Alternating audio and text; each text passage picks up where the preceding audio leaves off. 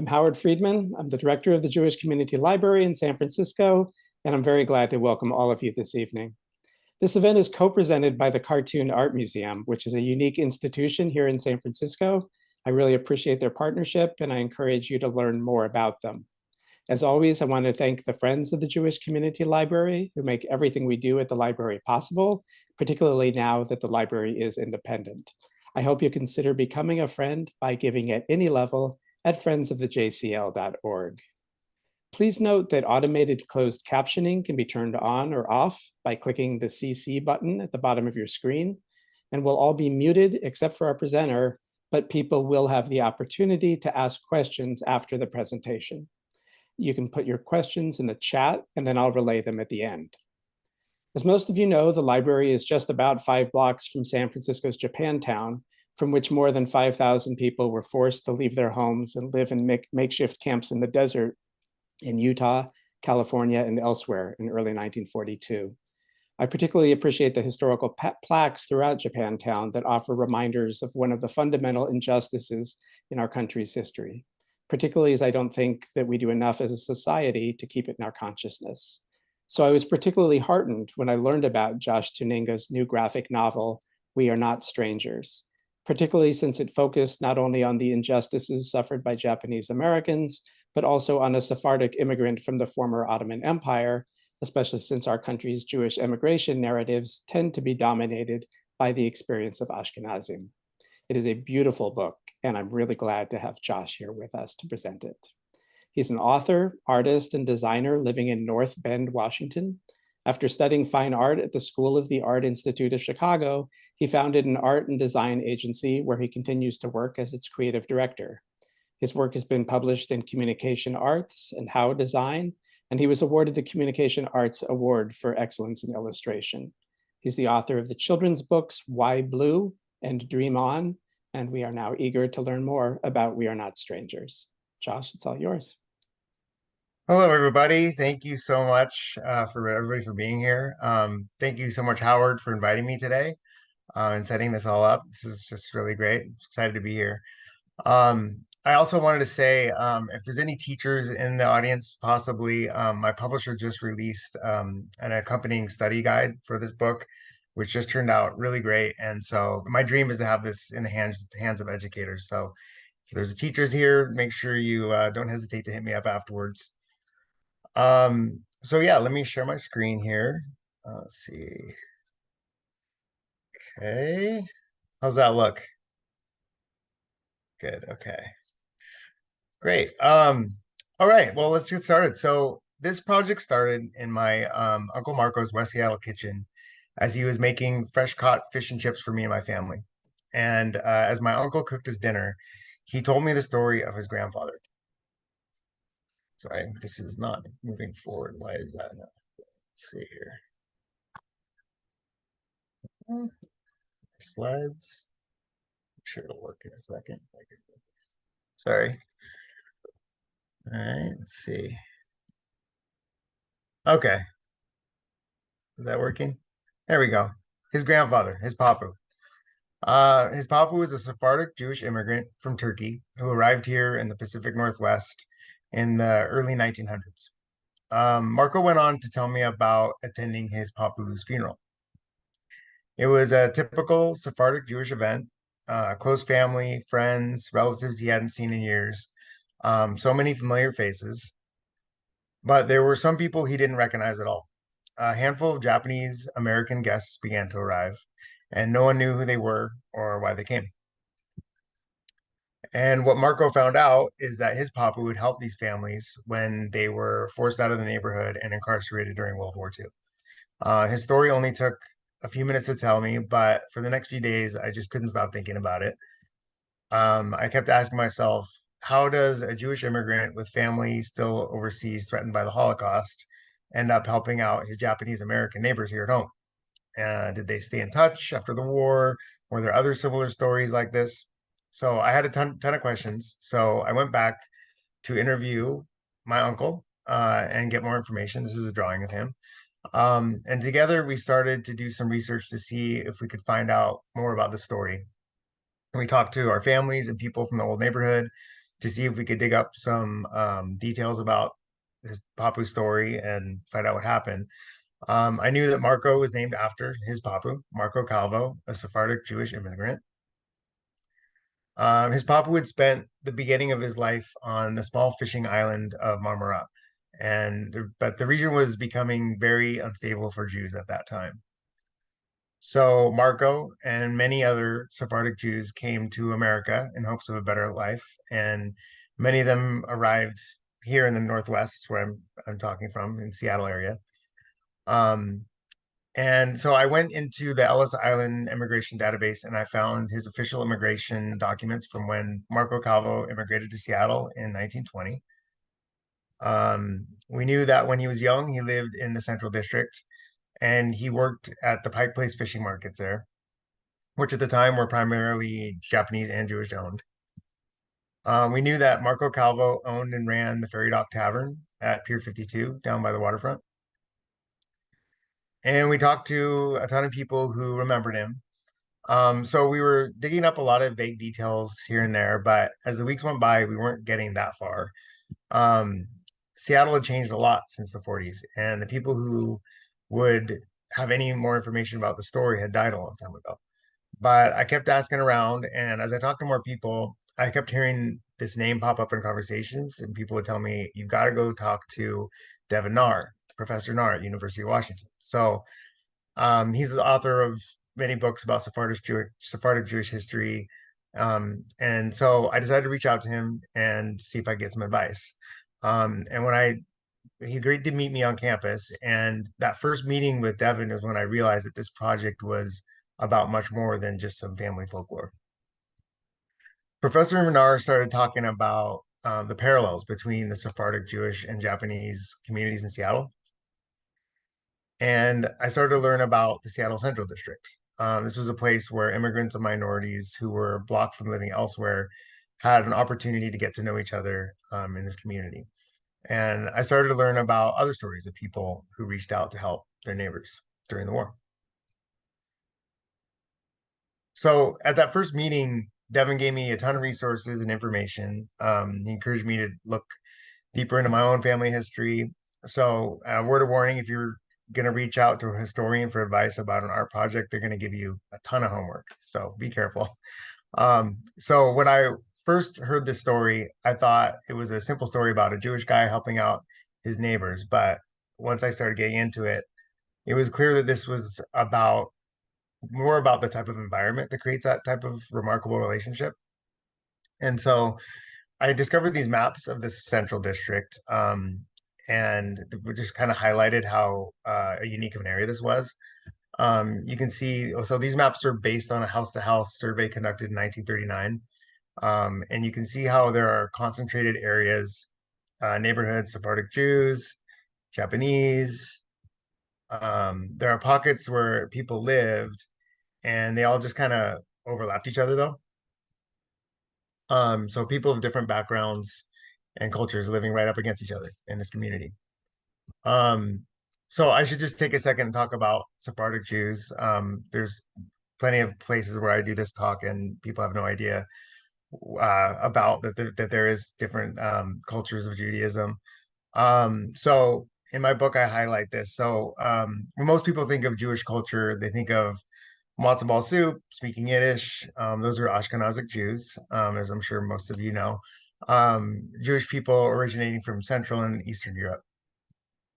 Sephardic Jews come from Spain, Portugal, and the Middle East. The fundamentals are the same, but they have different customs and foods. And this is something I was really excited about representing in this story. So the main character of the story is based on my family history, Sephardic Jews from fishing islands in the Mediterranean.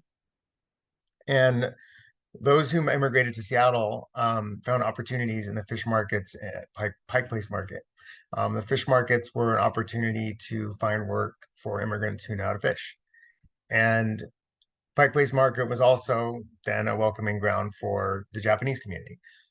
Japanese markets at Pike Place were booming before World War II. It's estimated that as many as 4/5 of the fishermen and farmers selling produce were Japanese Americans before the war. So as I learned more about this strong connection between the Sephardic Jewish and Japanese cultures, fishing became a theme of my characters. But that wasn't the only thing that these cultures had in common. Um, as I mentioned before, these lived in the Central District. And because of redlining practices, these immigrants and minorities were blocked from renting or buying in other neighborhoods. So, yeah, as I mentioned, this unique community formed. And as I started to dive deeper into this story or the history of this area, I started to think about my own memories from the CD. And so when I was a kid, we lived in the suburbs, but I used to tag along with my papu to the city to run errands all the time. And he loved to take me through the old neighborhoods, tell me old stories about growing up in the CD Central District. We'd usually take a detour, grab some dim sum or chipino at one of the fish markets, and he always seemed to know everybody wherever we went. Um, and as a kid, I never really understood why we had to drive all the way into the city just to go to the bank or pick up some salmon for Passover. But looking back, I think he just really wanted to stay connected with the community there. He was from a family of Jewish immigrants. Most of his family overseas had been wiped out during the Holocaust. Um, and the Central District was a place full of people with similar backgrounds. And he felt really comfortable there. So when I started this project, my papa wasn't around anymore, but I decided to do exactly what we used to do together. So I jumped in my car and I headed to the city and I started exploring and I started to do some drawing. So here's my first sketch of the original Sephardic Bikur Holim synagogue in the CD. Um, and as I came across important landmarks and settings, I would snap some photos, start sketching. This is the location of the Ferry Dock Tavern, which the real Marco Cavo ran and owned. And this was a setting I used for many of my character scenes. And the more I kind of immersed myself into the different environments, I was really able to solidify the setting of the story. And I could put important landmarks into the backgrounds. This is Washington Hall. It's a historic public dance and music hall, which was the gathering place for many immigrant cultures. So reference material was a huge part of this process. And that was the same when I designed my characters. So I looked at a lot of old pictures, some from old family photos, and others I found from the time period, which I used to help create the characters in the story. And I started using some of the information I was learning about where my family came from in my artwork. And I used old newspaper headlines to set the time frame of some of the scenes. That was a big theme that I used throughout. As I would learn, I used research newspapers a lot just to read old articles and stuff, and I'd learn something, and I'd kind of use that as the main character reading from the paper. I also used a lot of reference photos I found online, and I started compiling images to draw from when I was creating these scenes. But every once in a while, I would have an idea for a character pose that I just couldn't find a reference for drawing. And I'd have like trouble envisioning it in my head. So I would have my family pose for me. Um, so I want to show a few of these photos of my family. Um, my family is constantly subjected to me rushing into their room, interrupting what they're doing, and forcing them to get into some strange pose. I take their pictures to draw from a lot. And sometimes I'll just come back in afterwards and make them do it from a different angle because I didn't get it right. And a lot of times I make them use props. This is kind of a ridiculous picture. Um, so yeah, they have no context for what's happening or why. So I just want to show a little bit about my drawing process here. Having live-in reference models makes my job a lot easier. Um, so the same way that I really rely on reference material for my art, the same goes for writing my scenes and storylines. I really wanted all the things that happened to my characters to come from like real true stories or anecdotes I picked up along the way in interviews and archives. So one of the most valuable places for source material that I discovered throughout this whole process was densho.org. So Densho is a Japanese incarceration archive based here in Seattle. And this is where I started to learn about what happened to the Japanese American community here in Seattle during the war. So I don't know how it was for all of you, but for me, I barely learned anything about this time period when I was in school. I mean, I learned a ton about the Holocaust, which is a big part of my education in Hebrew school and even public school. But the incarceration camps were barely a blip on the that we brushed up over on in history class. And what I definitely didn't piece together was that these events were happening simultaneously. And so the main character in We Are Not Strangers is faced with this dilemma. As a Jew, he is relying on the US as an ally against the Nazis, while at the same time, his Japanese American friends and neighbors are being forced into camps right here in America. So this is something I hadn't even thought about. And when I discovered the Densho archive, I started to learn a lot of things that I hadn't heard before. So after the attack on Pearl Harbor in 1941, 120,000 Japanese Americans were stripped of their rights and forced into camps under suspicion of disloyalty to the United States. Most people lost everything, including property, possessions, their businesses. Two-thirds of those imprisoned were born right here in America. They were native-born American citizens. So not one of these prisoners was ever found guilty of any crime, which was shocking. Um, when they were released, they came home to virtually nothing and had to start their lives over from scratch. But there were some rare stories of people who reached out to help, especially in communities where people from different backgrounds got to know each other as friends. There are stories of people who rented out their neighbors' homes for them and collected rent money to pay the mortgage, like in my uncle's family story. There are stories of people helping by keeping businesses afloat, storing people's possessions, caretaking properties, so that when they were finally released from the camps, their neighbors had something to come home to. And the more stories like this that I learn about, I could weave them into my narrative with dialogue and images and stuff like that. So I spent a lot of time on Densho, researching these stories, watching video, oral history archives, pulling source material for my scenes and stories. And eventually I decided to reach out to Densho for help. And they were absolutely amazing. The historians and staff at Densho provided multiple read-throughs, gave me feedback. They pointed me in other directions for resources to help like get my story right. So Densho was founded by Tom Makeda, who he wanted to document and share World War II Japanese American incarceration history. And he conducted over 250 video oral history interviews, which are all in the archives there. And there's one interview that he told me about that I want to share with you guys.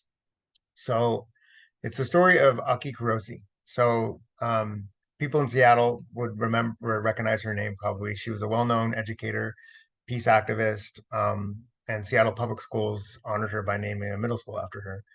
Um, but in 1941, she was a 10th grader at Garfield High School in Seattle. And that's when Pearl Harbor was bombed, which in the interview she recalls in great detail.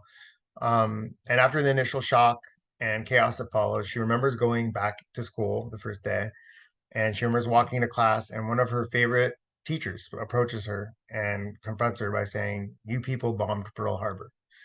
And Aki talks about how threatened she felt and how up until that point, she thought of herself as a normal American kid. She was popular, had tons of friends in the community, but suddenly she was thought of as the enemy.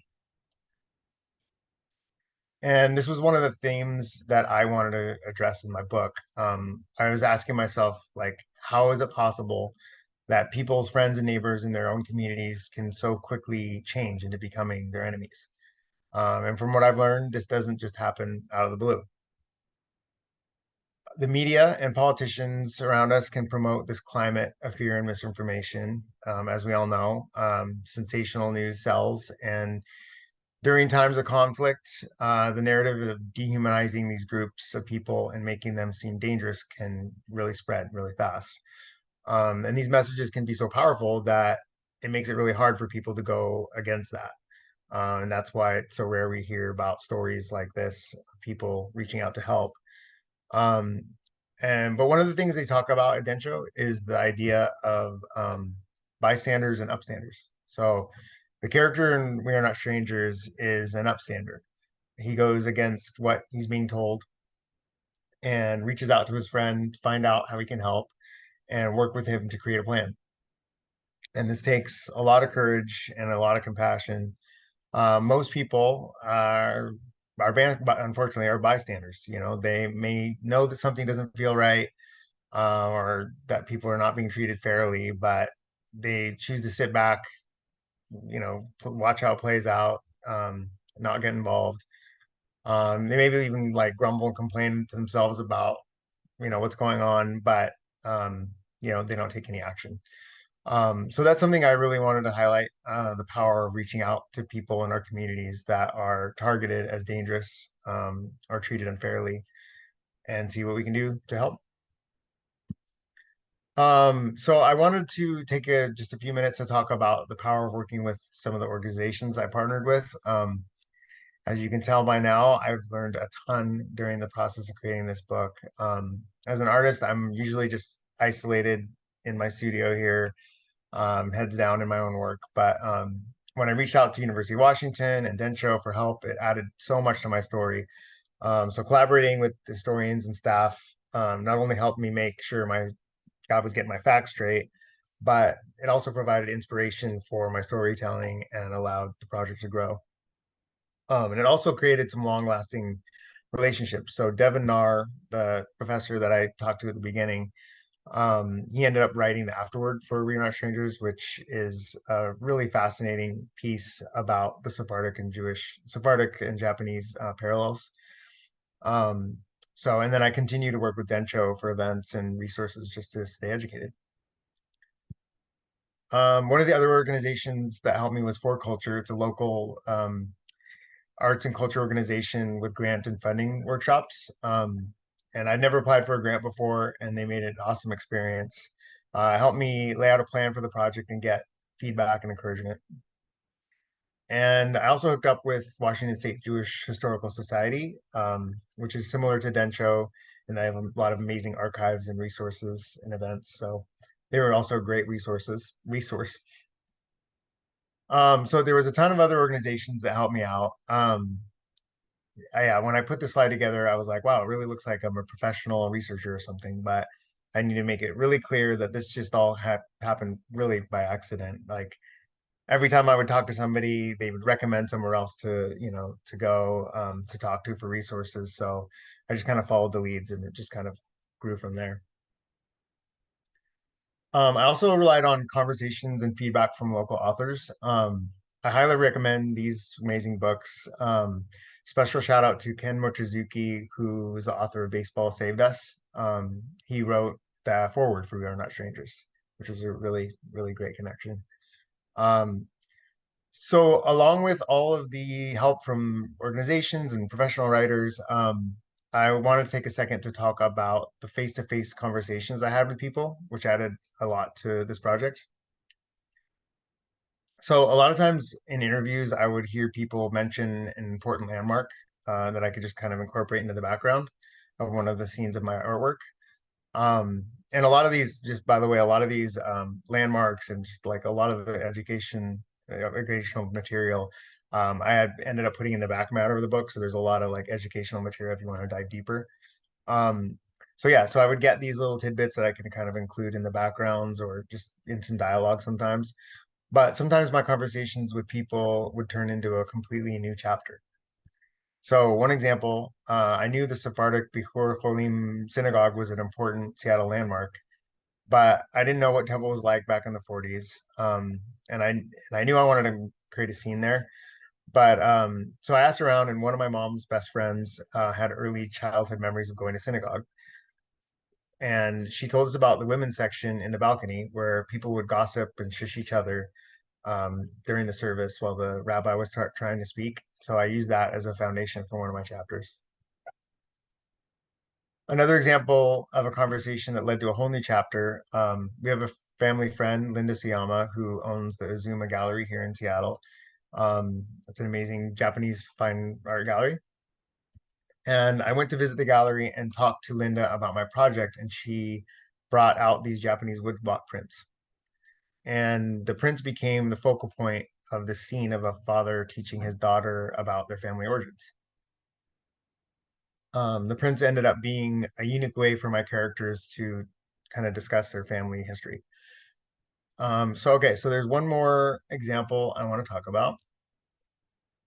So I kept hearing about Link's Tackle Shop from people I was interviewing. It was a Japanese American owned store in the CD, and I thought that the tackle shop would be a great setting for one of my scenes. So I got in touch with the owners, Jerry and Maria Beppu, who were nice enough to invite me into their home for an interview. And I told them well, that my story was about highlighting people who reached out to help their neighbors during the war. And when they heard that, they both kind of looked at each other and smiled. And then Jerry went on to tell me the story of his dad, an immigrant from Japan who struggled to make a living in Seattle. Um, but before the war, his tackle shop was really starting to take off and it was getting popular and the family was feeling stable. But one day, so he takes his family one day up to Snoqualmie Pass here for skiing. It's not too far from Seattle, like about half an hour out. They skied all day, and when they drove back into Seattle, they found out Pearl Harbor had been bombed. And it wasn't long after that that they were forced to close the tackle shop and evacuate to Puyallup Fairgrounds Assembly Center, where they would be held for months before being put into permanent camps. So after living for years in the camps, the family finally returns home, and to their surprise, a Jewish insurance agent, friend of theirs, had continued to pay their insurance premiums while they were away. And when the policy matured, the family received a payout and were able to reopen Link's Tackle Shop. This insurance agent even checked up on the shop while they were gone and stored supplies for them. There's a lot more to the story, and I was able to record my interview with them, and it's available on denshow.org if you want to check it out. But this was just another example of the kind of stories I'd hear about that I could weave into my story. And this was just a really amazing moment because when I went to interview these folks, I didn't even know about the story. I just wanted to kind of learn about their tackle shop, but it turned out to be a pretty incredible story. So this book has been out for a couple months now, and I keep getting asked why I think these stories are so relevant today. Um, so there's still a lot of ignorance and violence out there, as we unfortunately see in the news all the time, which affects our communities right here in our neighborhoods and all over the country. And sometimes it feels like the cycle of conflict will just never end. I know I'm not the only one that has felt pretty hopeless over the last month or two. Um, but true stories of real people from different backgrounds working together, helping each other during these uncertain times. I think we can all agree that something we could use a heck of a lot more of these days. Sometimes it feels like we're almost encouraged to look at each other as strangers. And I hope that the stories that I've highlighted in this book can act as a reminder that this doesn't necessarily have to be that way. Thank you very much. Thank you very much. This was just a wonderful presentation about Oh, good. yeah, and I love this book, it was really nice to see the illustrations, larger on the screen, and just you did just a wonderful job, and it's so wonderful to hear about your research process. So Oh, cool. I encourage people to put their questions in the chat, and then I will go ahead and ask those questions. One question I had is if you have any insights as to why, the initial impetus of finding out the story only, for your uncle finding it out only upon the passing of, if you have any insight as to why this story was kept sort of essentially a secret. Yeah, that's been a very big topic from the beginning. I'm like, how do we not know more about this? And I think that in my experience of my own family and pretty much everyone I interviewed, unfortunately, people didn't like to talk about the past. And I know that that's definitely the case in my family as far as, Holocaust survivors. But I think that's something that another similarity of the Jewish and Japanese cultures, right? They've gone through some hard stuff, and then when they have their kids, they want to work hard, move forward, protect them. And so that was just seemed to be a very common thing. There was even stories I heard from one of the books I highlighted, Sharon Hashimoto. When I interviewed her, she was really young when she was in the camps, and her parents really literally convinced her that they were just going to summer camp, and that's kind of what she believed. So it's just another example of kind of like keeping things, a little bit like not secret, but just kind of not telling people. And there's so many reasons for that, but that definitely was a common cultural thing that I ran into. Um, I'm not all that familiar with Seattle itself, and could you talk a little more about did Japanese Americans coming back tend to settle to return to the Central District, and what was the sort of trajectory? What is the Central District like now, and did it continue being an ethnic melange like that?